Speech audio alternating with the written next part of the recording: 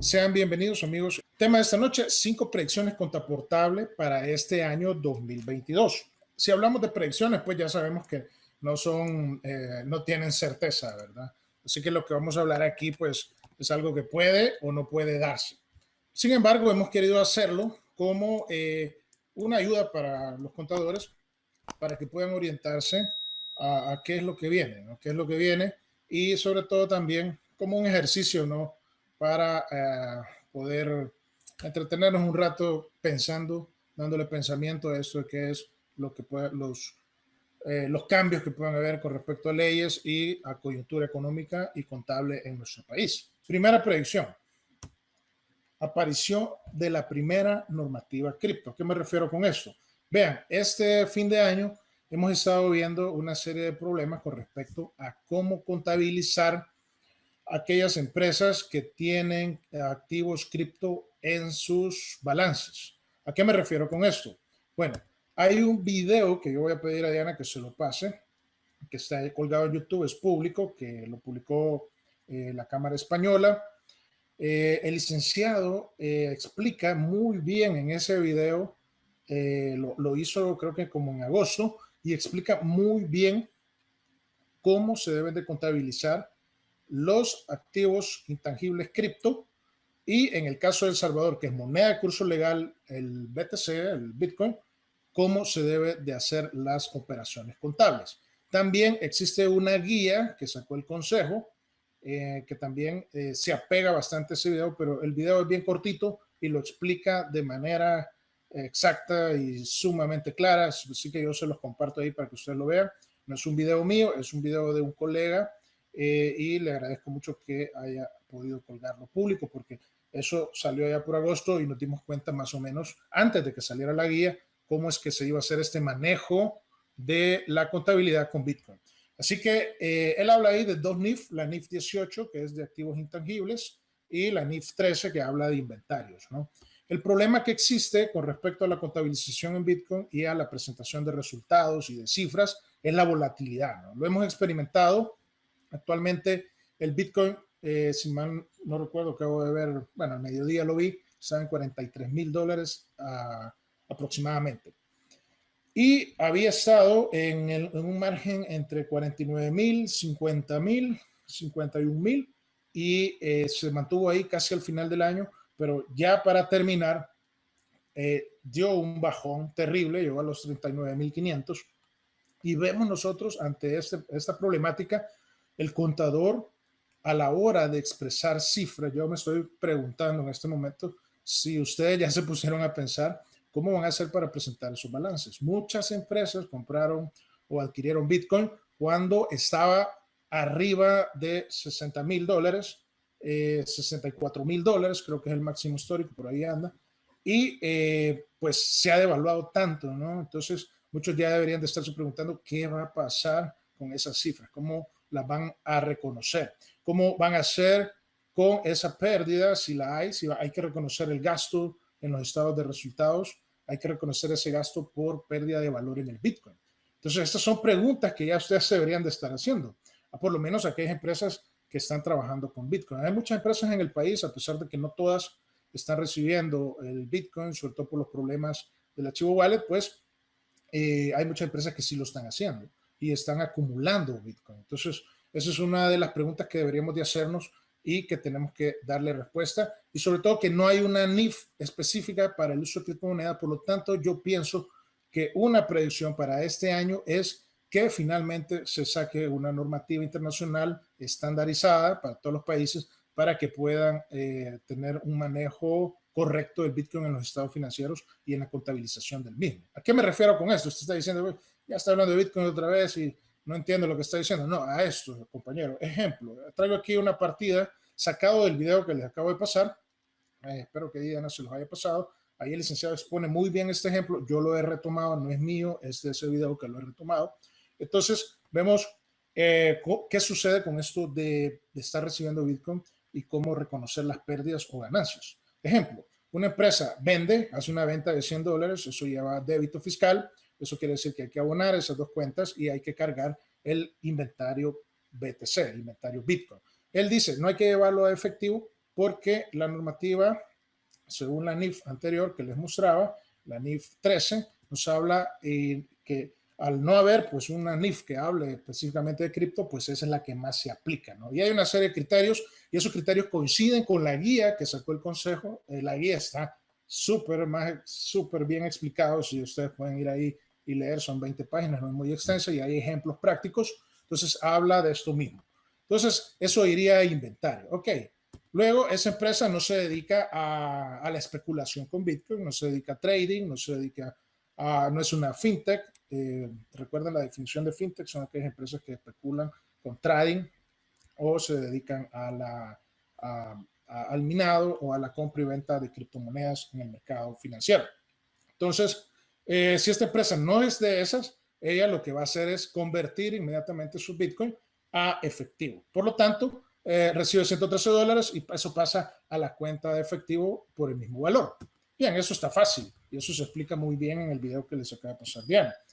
Pero ¿qué sucede cuando es una fintech, ¿no? Que va a acumular el Bitcoin. ¿Para qué lo va a acumular? Bueno, para generar ganancias. El Bitcoin es volátil y está bajando y subiendo. Y en las bajadas usted puede comprar y en las subidas puede vender. Si usted recibe y hace operaciones con el Bitcoin, pudiera suceder que, por ejemplo, bueno, yo compré un poquito hoy, la semana pasada, estaba aproximadamente en $40,000. Entonces ahorita ya subió a $43,000, ya hay una ganancia de $3,000 de apreciación en el Bitcoin. Entonces yo ya puedo generar dividendos de esa transacción. Entonces hay empresas que están todo el tiempo haciendo esto, ¿no? Y no solo con el Bitcoin, con las otras altcoins que hemos tenido un webinar de eso, también especulando porque algunas son todavía más volátiles que el BTC. Así que, ¿qué sucede en ese caso? Esa empresa va a pasar esos bitcoins del inventario que lo tenía a una cuenta de activo intangible según la normativa de NIF 18. Yo no sé mucho de NIF, van a disculpar si me equivoco un poco con eso. Sé que hay muchos aquí expertos que manejan más ese tema. Sin embargo, he retomado lo que el licenciado explica muy bien en ese video y lo que dice la guía del consejo. Ok, entonces, ¿qué sucede? Bueno, va a recibir $200 en efectivo, va a generar $87 de ganancia y va a abonar su activo intangible de $113. Esto, en resumidas cuentas, estimados, es que si el Bitcoin se aprecia, pudiera generarlo un Bitcoin o un saldo que recibe de Bitcoin $113, que serían satoshis por la cantidad tan ínfima, ahora lo está convirtiendo a dólar y la ley dice que la contabilidad se debe llevar en dólares. Por lo tanto, todas las cifras aquí se han expresado en dólares. Entonces, ¿qué sucedería? Que si lo pasa a efectivo, genera una ganancia a efectivo en dólares, genera una ganancia de $87. Exenta porque la ley dice que no hay que pagar impuestos. Esa es la diferencia principal con otros países del mundo en los cuales se está regulando el Bitcoin y se está aplicando impuestos a todas estas ganancias. Entonces, ahí está bien. Bueno, hay una ganancia. Ahí se hace la operación, etcétera, y se reconoce en los estados de resultados. Pero ¿qué pasa con las pérdidas, por ejemplo? ¿Qué tal si yo en este momento, y para poner un ejemplo, el gobierno de El Salvador, que ha comprado, según una publicación de Bloomberg, que ahorita justo estaba revisando, Bloomberg es un sitio web de finanzas, ¿verdad?, que es muy famoso en el mundo, justo este día sacó esta noticia en la cual decía, ¿verdad?, que el presidente de El Salvador había perdido una considerable cantidad de dinero debido a la caída del Bitcoin. Esto pues no es de asustarse porque así como baja hoy puede subir mañana y seguramente al final siempre va a tener utilidades, pero de cualquier forma, como esta caída se ha dado, estimados, justo en el periodo en el que cambiamos, una caída tan drástica. De hecho, estaba leyendo que solo han habido unas 5 caídas de este tipo, de este nivel, en la historia del Bitcoin. O sea que no es tan regular estas caídas que ha habido justamente este final de año.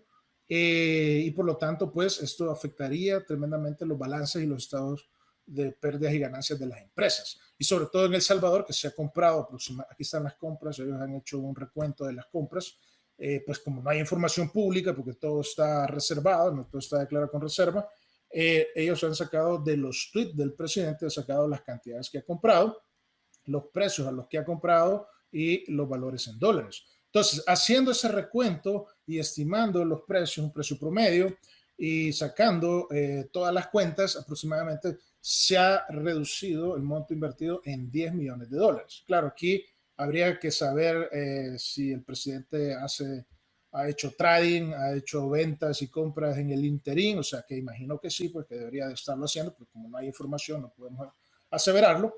Entonces, pero en resumen, por monto de Bitcoin adquirido por el gobierno en sus balances, piensen ustedes esto, ya tendría que estar reflejando esta pérdida de 10 millones de dólares. Esos son 10 millones de dólares que se han perdido. Aproximadamente se han invertido 71 millones de dólares del fideicomiso y de eso al precio actual del Bitcoin actualmente tendría 61 millones de dólares. O sea que aproximadamente una pérdida de 10 millones.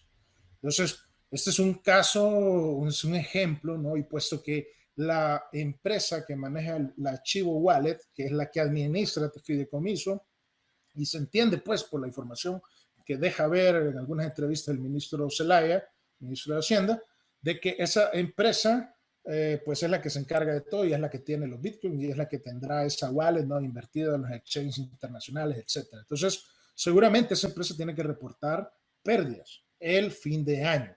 Ahora, el Bitcoin ha emprendido en este momento una subida, ya va por 43 mil dólares y lo más seguro es que va a seguir subiendo y al final del año pues se va a recuperar esta pérdida. Yo no estoy diciendo que esto ya es una pérdida absoluta, ya estimada, pero sí por el cambio de periodo sí se debe de reflejar en los estados financieros. Entonces nos damos cuenta nosotros cómo esto se vuelve un dolor de cabeza para el contador en el sentido que tiene que estar reconociendo tanto los superávit como las pérdidas. Y de esto en la guía se habla muy bien, ¿verdad? Se habla de que debe hacerse un estado de resultados integral, habla ahí, ¿verdad? Que es un estado de resultados aparte en el cual se reconocen estas pérdidas, porque aunque la empresa no haya vendido esos activos intangibles o esas criptomonedas, sí se debe de reflejar esa pérdida por el cambio de valor en la moneda, ¿no? Y qué volátil, pues eso va a estar cambiando. Justamente hoy hay una noticia también acerca de que el creador de Binance o el exchange más grande del mundo, que es Binance, se estaba perfilando ya como uno de los hombres más ricos del mundo, sobre todo de Asia. Pero él decía, bueno, es que eso es ahorita, porque como el Bitcoin es volátil, seguramente el otro mes ya voy a salir de esa lista. Y esto de lo que nos habla, estimados, es de la volatilidad. Entonces, se vuelve un problema, un dolor de cabeza, cómo reconocer esto en los balances, porque nos va a afectar tremendamente. Aquellas empresas que están acumulando BTC, Bitcoin en este momento, criptomonedas, Ethereum, Polkadot, las otras que vimos aproximadamente hace un par de semanas en nuestro webinar, esas empresas van a tener que reflejar estos saldos correctamente y no hay normativa, no hay una normativa específica. Así que algo que yo pienso que ya se debe de estar trabajando, y esto es una predicción, es en esa normativa que regule todo esto, ¿no? Para saber exactamente cómo lo vamos a presentar, si se va a hacer un estado financiero, pensaría yo, un estado financiero o un balance aparte, ¿no? En donde se reflejen estas pérdidas de ganancias y otro con lo que realmente tiene de valor razonable al precio de adquisición de los bitcoins en el balance. Entonces, esto es interesante, ¿no? Y este tema provoca, por la alta volatilidad, un tema bien importante a resolver en este 2022 por los organismos internacionales que rigen la profesión de la contaduría y de las finanzas en el mundo. Bien, predicción número 2. Esta predicción ya la hemos hecho aproximadamente desde hace 4 años y nunca se cumple, no se ha cumplido, estimados, lo reconozco. Hemos tenido avances en la factura electrónica. De hecho, hay una entrevista muy buena, es una entrevista ya bastante antigua, porque en esta entrevista el ministro explica las etapas que iba a llevar la implementación de la factura electrónica en El Salvador. Esta entrevista es del 2020, ni siquiera era ministro de Hacienda, que era viceministro de Ingresos, algo así. Bueno, ahí dice viceministro de Ingresos. Y él hablaba de estas etapas. Entonces he retomado esa porción de la entrevista para que ustedes la oigan. Veamos. Talleres vamos a hacer un lanzamiento en el auditorio del Centro Nacional de Registros. Vamos a iniciar con los talleres de preparación o de entrenamiento a la plataforma de factura electrónica. Entran 60 contribuyentes que están divididos por 16 sectores, 57 actividades económicas representantes de esos 16 sectores económicos, ¿verdad? 60 contribuyentes que van a iniciar este día a preparar todos sus sistemas para que en junio podamos lanzar la primera etapa, que es el plan piloto propiamente dicho, con estos 60 contribuyentes. Después de esa etapa, cuando hayamos finalizado la etapa del plan piloto, vamos a pasar a la etapa de la voluntariedad, que es decir, a todos los contribuyentes que quieran plegarse al sistema del Ministerio de Hacienda de Factura Electrónica, se les van a dar todas las condiciones y el entrenamiento necesario. Luego hay una segunda etapa, que es la etapa de obligatoriedad. Ya por ley, nosotros vamos a exigir que todos los contribuyentes entren a esta etapa. Ahora, cuando hablamos de obligatoriedad, no queremos decir que vamos a empezar en 6 meses, ¿no? Sí. Tenemos que generar todas las condiciones adecuadas para que los contribuyentes puedan cumplir con sus obligaciones. Se hablaba de que esto podría impulsar en una primera instancia, digamos, la recaudación, por lo menos. Ok, si ustedes se fijan, lo que está haciendo ahí es describiendo las etapas de la implementación de la factura electrónica que se han cumplido, debo decirlo. La etapa del plan piloto es justamente, eso estaba hablando él en junio del 2020. Y al parecer se llevó a cabo, ¿no? esa primera etapa con un par de empresas. Luego se pasó a la etapa de voluntariedad. Debo decirles que a pesar de que esto es voluntario, solo aplica para grandes contribuyentes. Eso es lo que dice, de acuerdo a un documento que publicamos, en el cual se pedía información acerca de cuáles son los requisitos para participar en ese plan piloto. Ahí se hablaba de que tenía que ser gran contribuyente y tenía que haber estado solvente, ¿verdad?, la empresa, y presentar un escrito para formar parte de ese plan piloto. Entonces, esa es la segunda etapa que ya se cumplió. Todo el año pasado las empresas han estado emitiendo, algunas empresas grandes, las que así lo han deseado, han estado emitiendo factura electrónica.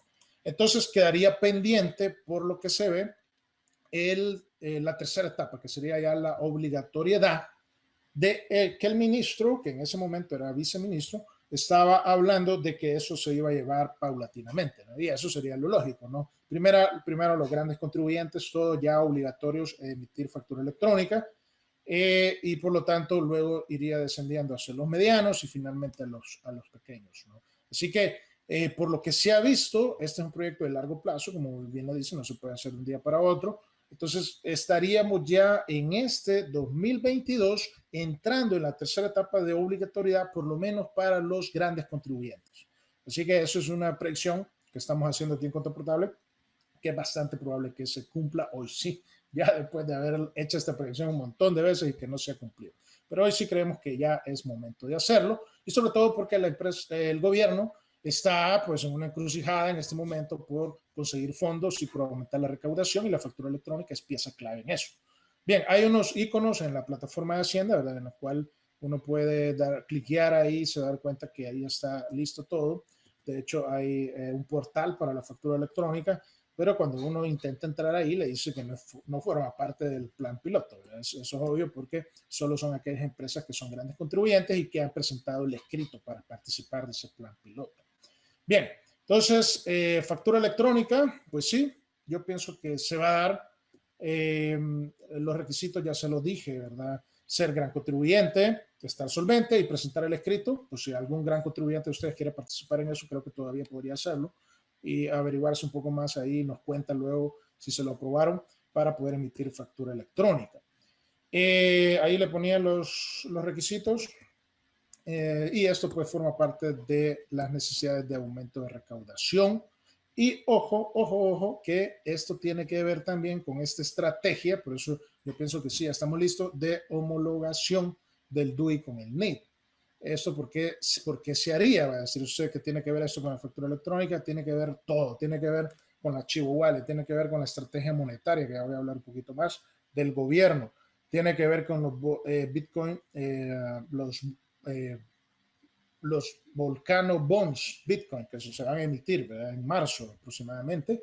Todo eso tiene que ver, ya lo voy a explicar más adelante, pero lo cierto es que las facturas consumidor final y los tickets tendrían que llevar el DUI de las personas, y al ser electrónica se convierte en un insumo sumamente valioso para el gobierno para recaudar, ¿no?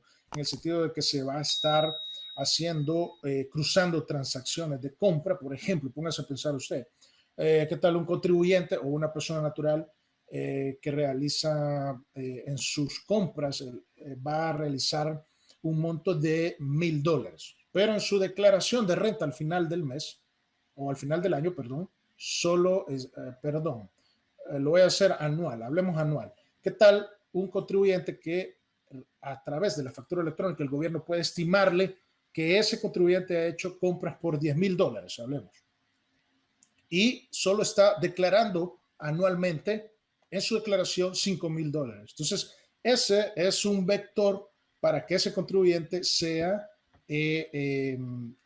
auditado, o por lo menos caiga en muestra de auditoría, o qué sé yo, lo que hagan ahí los personeros de Hacienda, ¿no? El hecho de que sea con DUI tiene que ver mucho porque en este momento cuando tú vas a comprar algo y te dice cuál es su NID, pues nadie se acuerda del NID, ¿verdad? Porque no hay costumbre, aparte la factura no es electrónica, por lo tanto no se registra correctamente, hay una serie de errores.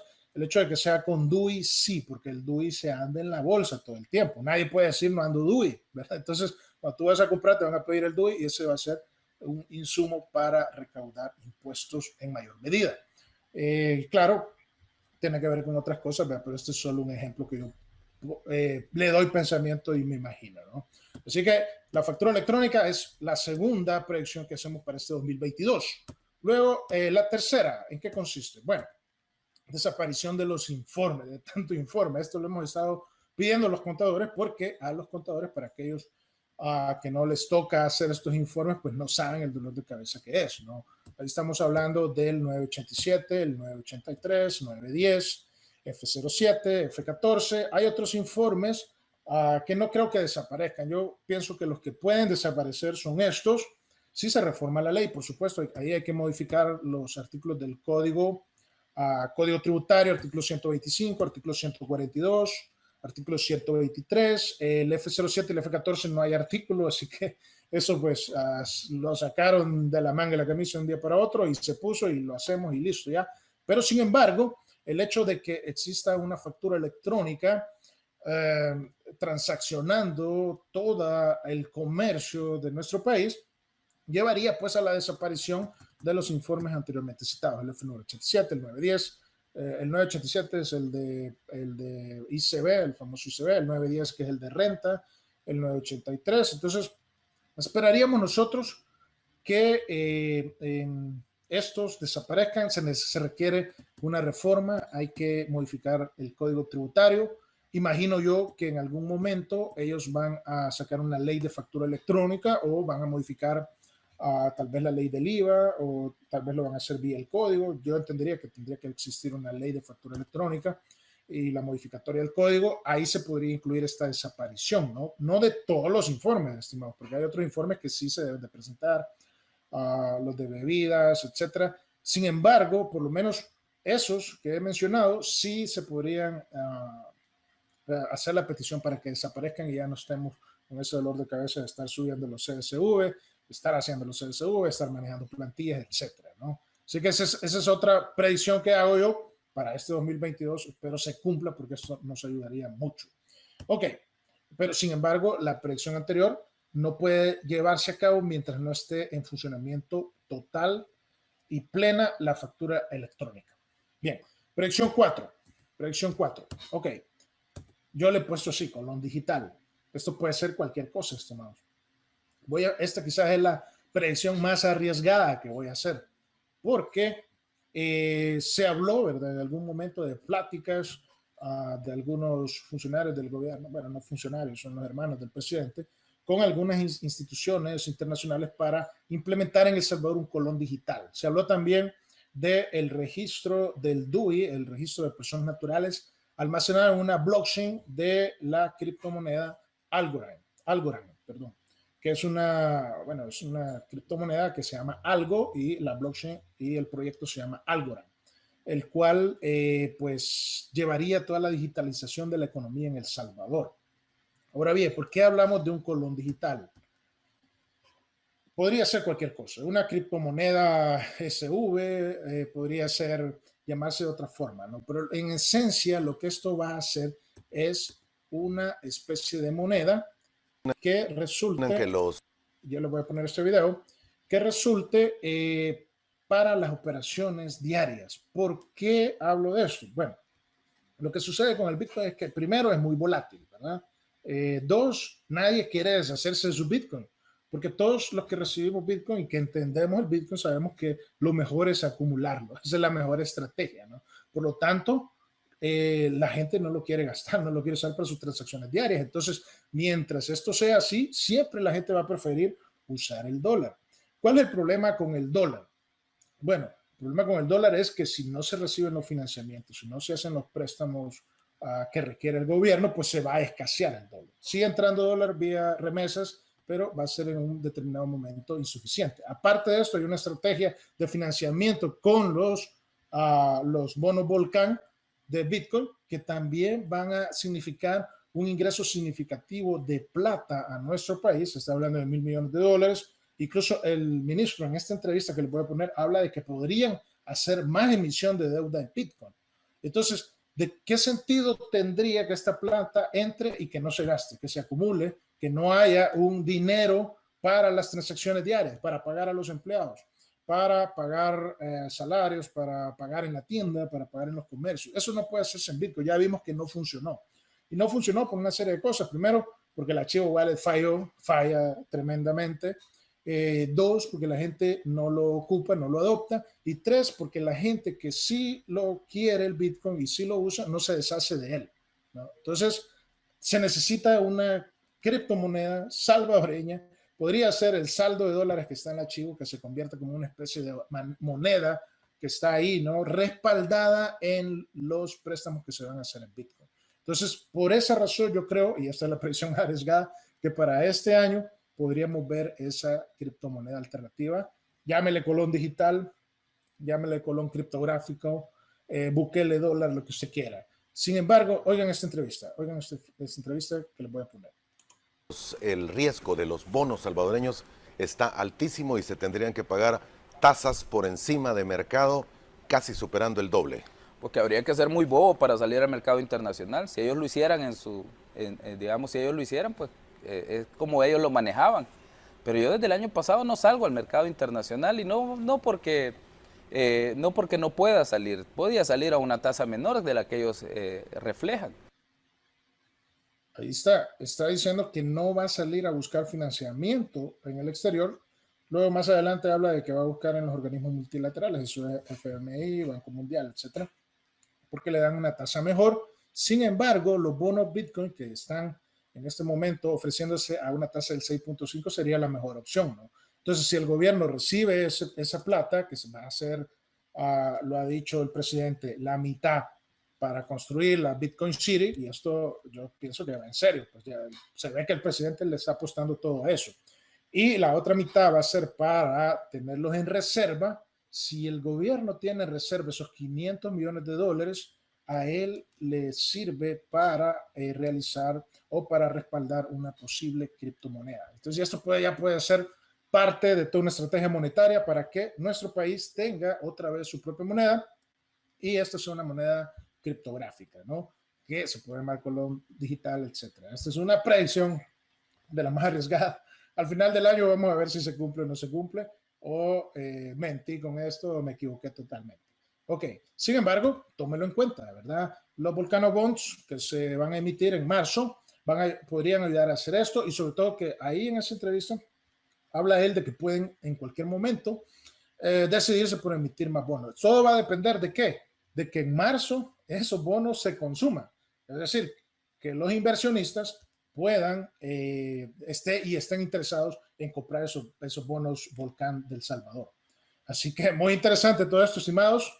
Predicción que hacemos, esperemos que se cumpla. Hablaba ahí de la reserva de valor. ¿Qué tal si el gobierno tiene Bitcoin y lo empieza a prestar a empresas, microempresas, y todo esto se convierte en parte de la misma estrategia, porque el gobierno podría dar préstamos en Bitcoin a través del archivo wallet para pequeños comercios, y en esa medida se empezaría a adoptar con mayor fuerza el Bitcoin en nuestro país? Sería un error hacerlo en Bitcoin, pienso yo. Habría que hacerlo una criptomoneda alterna, una moneda, colón digital, etcétera, que esté respaldada en Bitcoin. Es decir, el Bitcoin es como el oro. Entonces nadie de nosotros compra en oro. El Salvador tiene reservas en oro, Estados Unidos tiene reservas en oro. Sin embargo, las transacciones se realizan en dólar, que es un billete que no vale nada. Entonces, en este mundo criptográfico, el Bitcoin es como el oro, y eso respaldaría esa posible moneda para las transacciones, el menudeo del día a día, pues en los mercados, en los comercios pequeños, etcétera, etcétera, y a través de financiamiento para micro y pequeña empresa. El gobierno podría hacer lo que se le ocurra con eso, de dar becas de estudio, etcétera. Se puede imaginar ustedes que hay un mundo de posibilidades, entonces habría que estar pendientes si esto se cumple, ¿no? Bien, predicción número 5. Esta sí estoy segurísimo que se va a cumplir. Predicción número 5 es el aumento exponencial del fraude electrónico. Ya hicimos un webinar de esto anteriormente. En ese momento que lo hice, empezaban a salir los casos de fraude que han habido en nuestro país, y esto ha aumentado exponencialmente. A final del año ha habido una serie de ataques. Por ejemplo, yo veía el sitio de COVID-19, donde se publican las cifras de COVID en nuestro país, del virus. Ahí estaba viendo que ya está hackeado ese sitio. Entonces, nosotros hemos recibido ataques en nuestro sitio, hemos recibido intentos de hackeo en nuestras cuentas, y eso se está dando, estimados, y se va a seguir dando en los próximos meses con más fuerza. ¿Por qué? Porque El Salvador ha pasado a estar en la mira de estos hackers internacionales, o de este crimen organizado internacional informático que hay, ¿no? Entonces se ha puesto en la mira, y por lo tanto, antes un país que quizás nadie sabía que existía, El Salvador, ahora se vuelve atractivo. Y el hecho de que las transacciones se manejen con Bitcoin lo hace todavía doble, triple, cuádruple veces más atractivo para dirigir ataques con los ciudadanos contra los ciudadanos de nuestro país y contra las instituciones. Por ejemplo, algo que se dio mucho es el robo de identidad. El robo de identidad se dio mucho con la Chivo Wallet, al punto que hay un hacker mexicano que ha dicho que aquí se han perdido miles de dólares, cientos de miles de dólares en esos robos de identidad. No hay información, estimado, esto es pura especulación. Sin embargo, él lo asevera y da una serie de razones que parecen muy sensatas, y por lo tanto yo creería que sí, que se ha perdido pues una buena parte de dinero de ese que se dio en la Chivo Wallet. Entonces, ¿y eso por qué? Porque Salvador se vuelve un objetivo, casi se vuelve un objetivo militar, decían los expertos internacionales, para hackear, ¿no? Y sobre todo por las constantes fallas. Claro, es una aplicación que está depurándose, ¿no? Entonces todo esto se va a dar, pero al final pues ojalá que logren resolverlo eso, ¿no? De cualquier modo, el robo de identidad que se dio en nuestro país, eso sí es una realidad, ¿no? Todos lo vivimos con la Chivo Wallet. Uno se registraba, decía que ya estaba registrado, y había alguien más registrado ahí haciendo transacciones. Podían llevar plata de las tarjetas de crédito, y hay que tener cuidado con los 3 números que están atrás de las tarjetas, porque si alguien obtiene esos números, obtiene una foto de la tarjeta, o puede comprar los números de tarjetas en el mercado negro, en la Deep Web, y luego ir y hacer transacciones, pasarlo a una Chivo Wallet con un robo de identidad, con un DUI robado, y sacar la plata en un cajero Chivo sin ningún inconveniente, estimado. Así que esto es una realidad, ha pasado en nuestro país y va a seguir pasando con más fuerza. Lo otro es fraude bancario, claro que sí. Fraude bancario ya es que te llamen, que te hagan una llamada, que te digan que te hablan del Ministerio de Hacienda, que te hablan de no sé dónde, y que te saquen las claves a pura ingeniería social, ¿no? Vimos nosotros un webinar de esto muy bien explicado. Y por supuesto todo esto se hace para el robo de criptomonedas. Ejemplo, en nuestras laptops, en nuestros celulares, podría haber software malicioso que esté robando wallets. Entonces hay que tener mucho cuidado con la plata que tenés en tu celular, la plata que tenés almacenada en tu computadora. ¿Qué pasa, por ejemplo, si al gobierno le roban las criptomonedas? Eso se hace en cuestión de segundos, estimados. Entonces, ¿qué pasaría, verdad? Esos son temas interesantes que tenemos que tener en cuenta y que seguramente van a estar con más fuerza para este 2022. Bien, vayan dejando ahí sus preguntas o comentarios para darle lectura. Voy a dar un bonus de otros eventos que yo creo que se van a dar con toda seguridad. La reforma de pensiones viene para este año. Otra que quería poner era aumento del trabajo remoto. Claro que sí, va a haber mucho más trabajo remoto. No solamente aquí a nivel local, sino que mucho más personas trabajando en otros países para nuestro país y viceversa, ¿no? Así que eso es algo que se va a dar con mayor fuerza este año. el fin de la pandemia, sí, pero no quiere decir que se acabe el virus, sino que pasamos a una etapa de endemia en la cual vamos a tener que aprender a convivir con el virus. Así que sí va a acabar, pero es otra predicción que yo puedo hacer, pero sin embargo se pasa a siempre usar mascarillas, siempre el lavado de manos, a siempre el gel, eso se va a mantener, creo yo, de aquí en adelante. Y el aumento de las inversiones en cripto, claro que sí, vienen más empresas. De hecho, en esa entrevista que les puse anteriormente, el ministro hablaba de que se iban a pasar 22 leyes relacionadas a las inversiones en cripto, ¿no? Para crear aquí todo un mercado regional de criptos y exchange, etcétera, etcétera. Así que todo esto es parte de lo que vamos a ver para este 2022, estimados. Déjenme ahí sus comentarios.